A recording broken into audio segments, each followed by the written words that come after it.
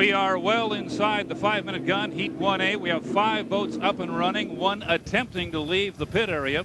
That is Jerry Hale in the U-19, the Royal Hotel. Not sure yet whether he will be a participant. We have boats spread out all over the Columbia River now as they will begin to group up on the backstretch. The lanes have been established by qualifying. Lane 1 will be Mitch Evans, our fastest qualifier, in the piston-powered vacationbill.com. Next to him, Dave Bilwalk, who qualified 3rd in Miss Budweiser. Mike Weber will be in the middle of the field in lane 3 in the U10 Miss Grand Central Casino.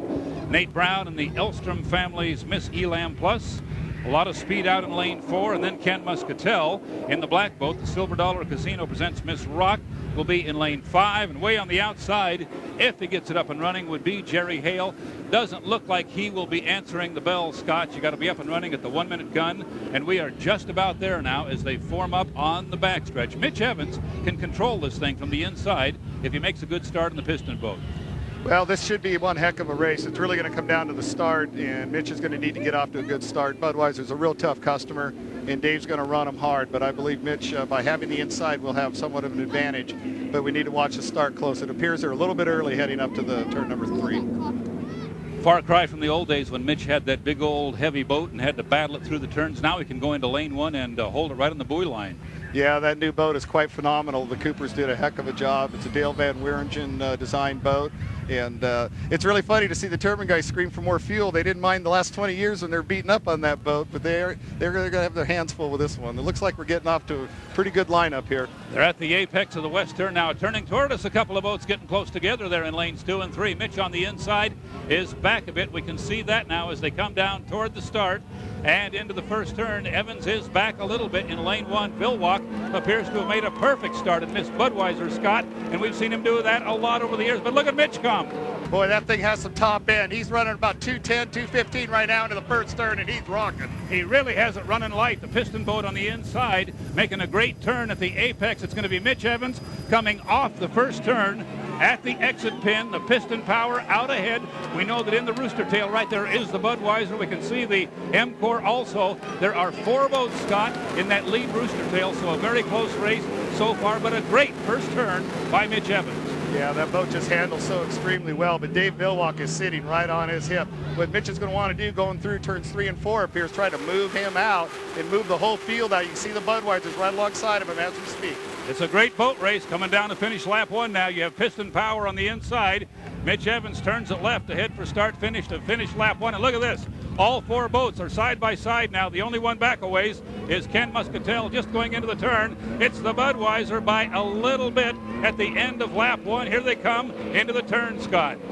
Yeah, once again, here comes that top end charge. The Budweiser seems to have better acceleration coming out of the corner, so this is going to go right down to the wire. It's a heck of a boat race. 3rd and 4th back here is a pretty good race between Mike Weber in the yellow M-Core and Nate Brown in the Elam Plus, but the 2 red boats hooking it up the backstretch now with a lap and a half in the book. And look at the power, the piston power on the inside as Mitch Evans is able to run with the boat that's been the fastest in the world over the last decade, Miss Budweiser. Right now, I think Mitch has the U3, just a little bit of a lead, but watch for Budweiser, that incredible cornering ability to try to come around him as they turn toward us.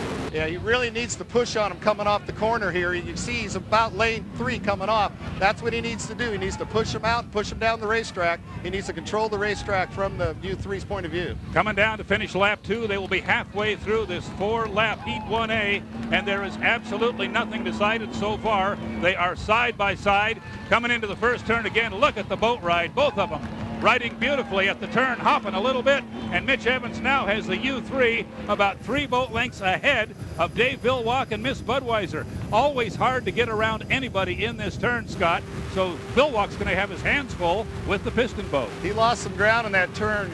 Mitch drove way deep into the corner trying to avoid the rough water. Turn 1 here becomes extremely rough and rougher as the race goes on. He's really got it in control now. Now we just have to hope that 65-year-old engine, 12 rods and pistons keep going for another lap. Still a good race back here in 3rd and 4th as Nate Brown has the Elam Plus a little bit out ahead of Mike Weber in the U10 M-Core, but Weber has the inside in that battle and may be able to make up some of that.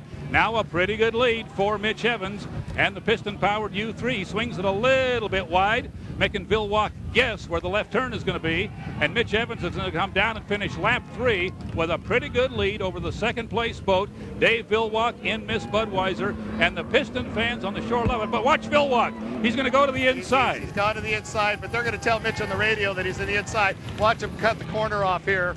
Just going to make it a little bit rougher for him. He really has this race under control, and God, you just couldn't be happier for the Cooper family and Mitch Evans. Now, Mitch was fairly wide. Did he leave a lane in there for Villwock, or will he close him off on the backstretch? Well, he's got way more than the 5 boats that are allowed for the overlap, so he can go anywhere he wants to go. And the water's just rough enough now that I think Dave knows it's a second-place run for him. Somebody on the radio will be telling Mitch he's on your left. Don't let him have that lane over there. And it's perfectly legal now, Scott, for him to move over, right? Yes, he has plenty of overlap. And, you know, the gentleman's way, the five rooster tail length won't cover the entire rooster tail, but when you have the 7, you know, they declare the rooster tail. Coming down to finish, checkered flag flies for Mitch Evans, and a big crowd here along the Kennewick side of the Columbia River, giving a big cheer for one of their favorites, the piston-powered U3, based in Evansville, Indiana, but driven by Mitch Evans, just up in central Washington in the Chelan area. And that's a very, very popular victory, Scott. No big surprise. He was able to drive away from Dave Villwock because he had the inside, and the new boat handles beautifully.